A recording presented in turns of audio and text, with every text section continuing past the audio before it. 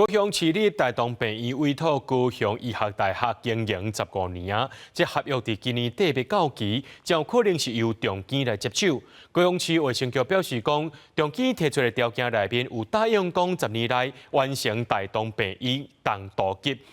救急诊病院进程。不过，也有机关质疑讲，这评选过程是不公平，不排除机会开机了后会成立调查小组。 可以有足够的医师跟足够的护理人员来经营大同医院吗？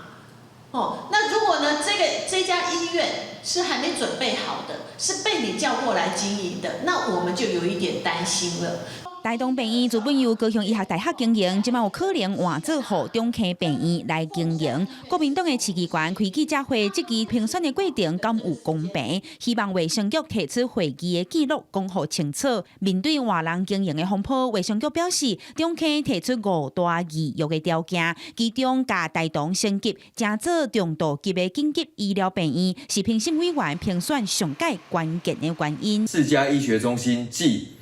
重度及紧急责任医院都位于北高雄8个行政区，共约80万市民需紧急送医急救时，需依赖大同、阮中和、小港民生旗津医院，都只是一般级或中度级紧急医疗责任医院。 高医伫咧换大同病院已经有15档，合约到今年底就到期。卫生局表示，3月份有优先订约考评，先做评估。高医无到70分，8月份开专家评选会议，大多数的委员支持中科摕到优先经营权。卫生局强调，南高雄确实有成立重度紧急医疗病院的需要，不过高医工会认为大同病院的地理位置并不适合。你应该选择在凤山医院。那既然你要落实，要把我们的民众的就医的权利都用得很好，然后规格要用得很好，你应该5家医院要同步进行，而不是只是你用区域医院的规格要求区域医院去做医学中心的事情。卫生局强调，目前要伫咧预约的阶段。不过，市议员陈丽娜嘛表示，若无公开会议的内容，就会伫咧议会开议了后，针对这件事件召开